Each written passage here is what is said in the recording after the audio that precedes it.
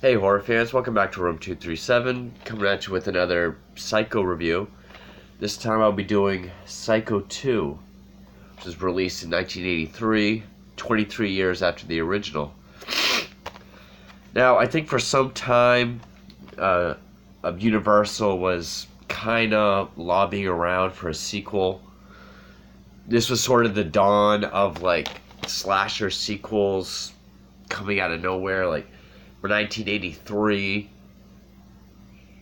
we already had 4 Friday the 13th films, 2 Halloweens, but why Psycho? I mean, Psycho ended perfectly. And in fact, in 1982, Robert Bloch wrote a sequel novel to his Psycho, which was actually a satire about slasher films. So then Hollywood wanted to do their version of Psycho 2. And I don't really know all the details about it not being able to be made while Hitchcock was alive, and then once he died, they finally were able to make it. But it was written by Tom Holland, who of course would go on to direct Fright Night, the original Child's Play. The director of photography was Dean Cundy, who had worked with John Carpenter on Halloween, The Thing, The Fog. And Richard Franklin, that name sounds familiar to me. He's the guy that ultimately directed it. He directed, let's see, Psycho 2. Nothing I'm familiar with. Wait, what's Patrick? Not what I was thinking of. Okay. And oddly enough, Anthony Perkins originally turned down the chance to reprise his role as Norman Bates. But, Hollywood being Hollywood, they were willing to recast him. And among the actors they were looking at, one of which was Christopher Walken. And I mean, this was early Christopher Walken, would have been the same year that The Dead Zone came out. So it probably would have been over the top Christopher Walken, but after Perkins read Holland's script, he really liked it. Now, I first saw Psycho 2 probably about 6, 7-ish years ago. And the first time I saw it, I wasn't sold on it because I'm a huge fan of the original. I mean, I've already reviewed the original. It's my 3rd favorite movie of all time. Huge fan of it. I was just, I thought it ended perfectly. I didn't think it needed to be continued. There was a lot of stuff in this that I still kind of disagree with, but watching it again for the first time in that long, I actually like Psycho 2. I think it's actually a fair sequel. And, it's kind of funny.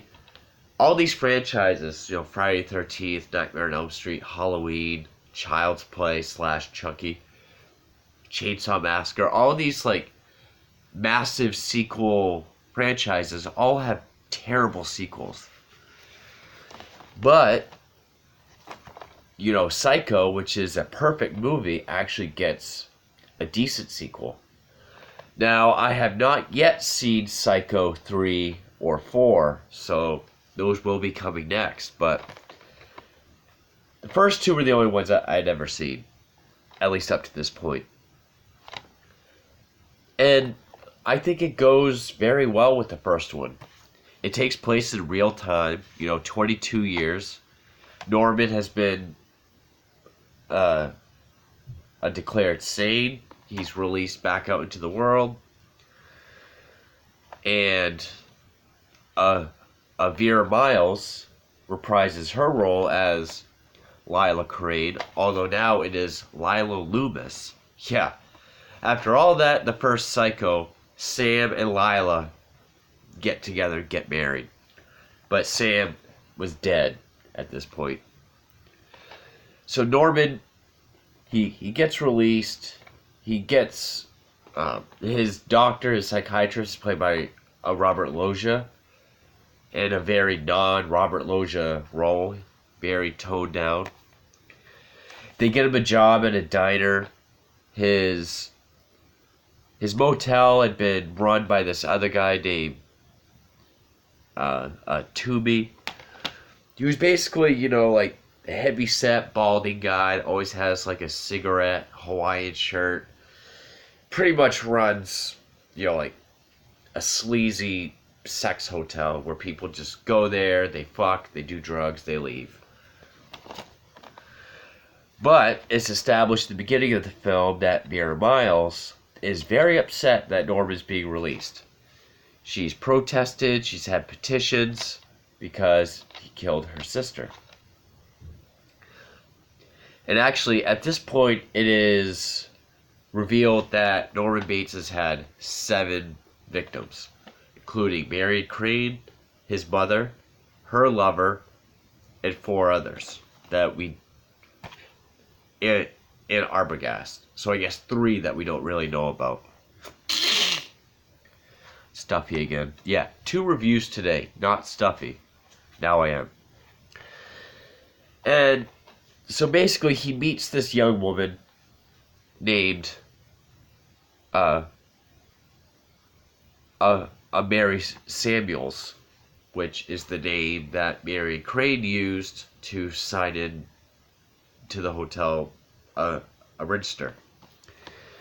She's played by Meg Tilly, which, yes, is Jennifer Tilly's older sister, who does not have an annoying voice, and is actually a pretty decent actress. I don't think she went on to act very much, which sucks, because I thought Meg Tilly actually did a pretty good job for what she had to do in this. A lot more than I can say for Jennifer Tilly, who I usually find very annoying. But, and Norman is getting these notes and these phone calls, supposedly from a mother, about getting that slut out of my house, you better kill her. And, the twist of this film is Vera Miles and Meg Tilly are killing people. They're the ones writing notes, making phone calls, because their goal is to drive Norman insane. If they couldn't, keep him from being released, they can at least, fuck with him enough to get him sent back. But, Meg Tilly as Mary soon develops a compassion for Norman. It realizes that what they're doing is wrong. It's unfair. He does deserve to have a life. But Vera Miles is not willing to budge. And then there's even more twist as it goes along, which, before I get to that, I think with Psycho 2, they were really ready to bring Psycho into the 80s. Because, you look at the first one, 1960, it's very tame in terms of deaths. People still swear that you see knife penetrate flesh in the shower. You don't. In this fucking movie, the guy that plays Toomey, he gets stabbed in the face a couple times. This one random kid, because I guess the thing to do is to sneak into the basement of the Bates home, have sex, smoke weed. That's what teenagers do. This one couple does it, and someone dressed as Mother kills him. You're very tame, sort of off screen. And basically all these events are sort of puzzling the cops. It's puzzling the police because,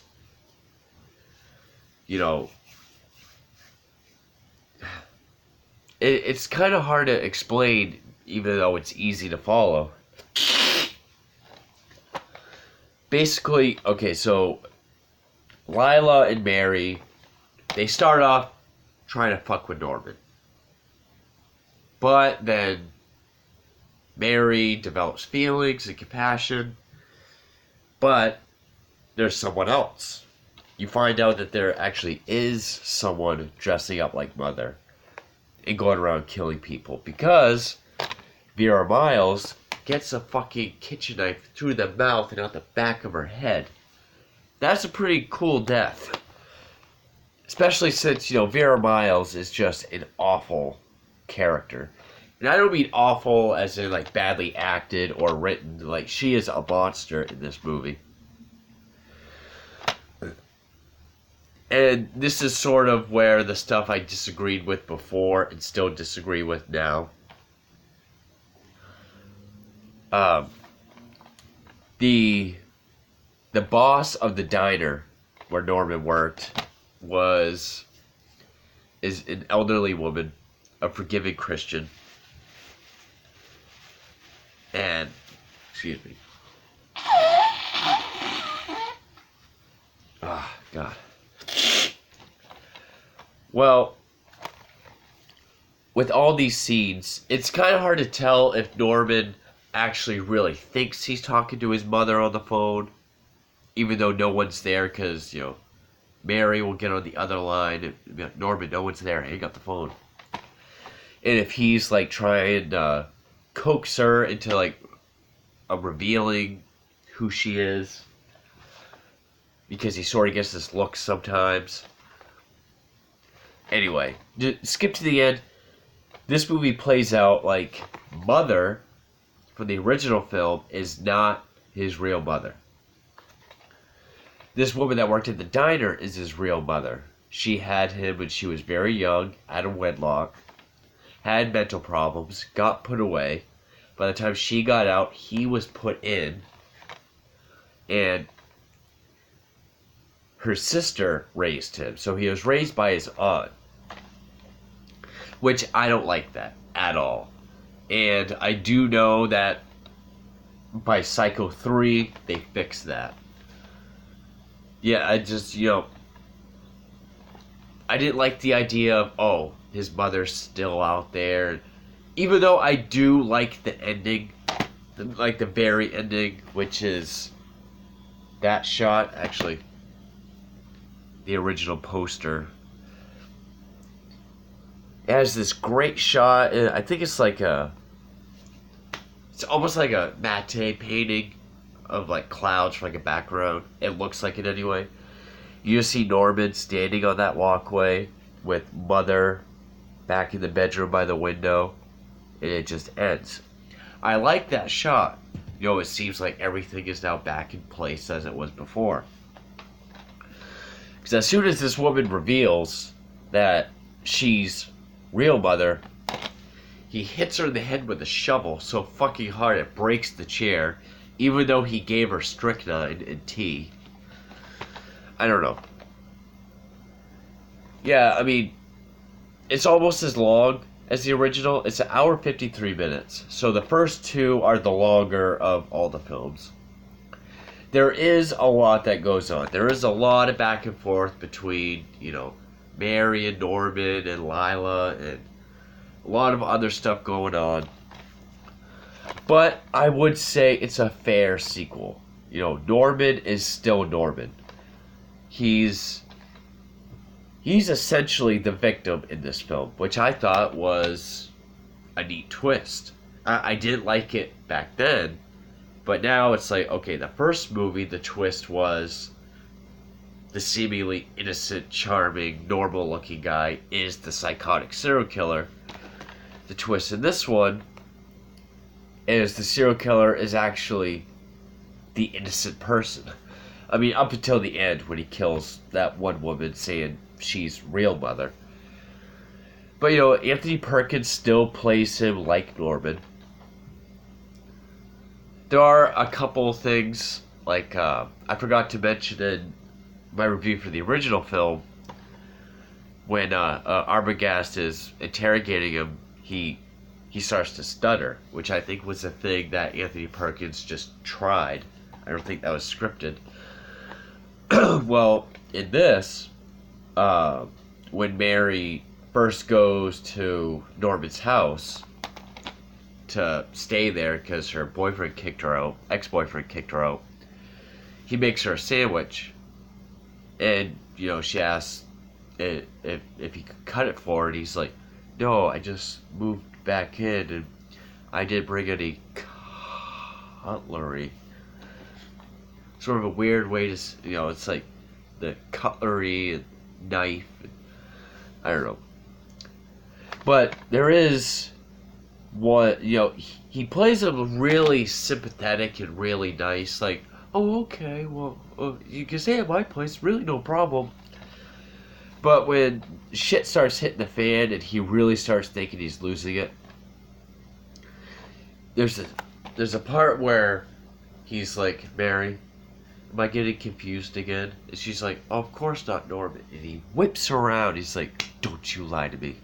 Not you." And he just has this death glare that we haven't seen him have in this or even the previous film. Except for maybe that very, very end with the evil smile. But watching this again, all the actors did a good job.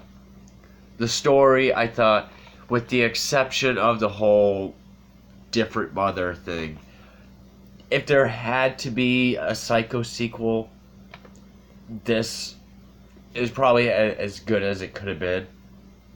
And I do think it's a fair movie.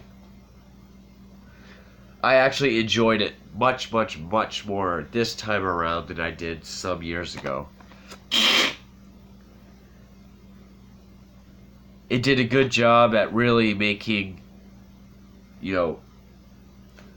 a vilifying Lila, really making her out to be a monster. The kills, they upped the ante with the kills. Even when Loggia gets killed, it's a little hokey. It's by accident. Gets stabbed, falls over the railing of the stairs, lands on a lower railing right on the knife. And the ending is sort of tragic because you get to like Mary as well. But just with the way everything plays out, the cops come in as it ends with Norman pretty much having a breakdown. Her dressed as mother, trying to calm him down. And there's these great scenes that just show how far gone he is. Like, he's walking her down the stairs and she's stabbing his hands. He doesn't flinch. Then he, grabs the blade of the knife. You see her pull it away. You just see, you can, almost hear it cutting his hands. And then they're down in the fruit cellar, and that's when she sees Lila's body. And just at that point, the police come in. They see her with the knife. They shoot her. And they chalk all the victims up to being her and Lila. And that Mary killed Lila for Norman. It was just about to kill Norman anyway. So Norman gets off free. And then that other woman, saying she's the real mother, comes in. He kills her. And then she's back up in her window, and he's back to running the hotel like everything before. So yeah, not super in-depth of a review, because, close to 2-hour movie. There is a lot of back and forth, and, a lot of, their planning and Norman's reactions and everything. But I will say that it was, to take another movie like Psycho, say, The Exorcist, and you look at Exorcist 2, that very well could have been this, because The Exorcist 2 is a fucking joke. This, I thought, once again, very worthy, decent sequel to a perfect movie. I've seen clips of both of these. I'll have to do those next. I've heard that this is where it starts to really decline. I know this one was directed by Perkins himself. But I'll get to those probably tomorrow. Again, I'm sorry I'm stuffy, and this wasn't the best review, but, you know, I hope you enjoyed anyway. Psycho 2, pretty damn decent sequel. Anyway, thank you for watching.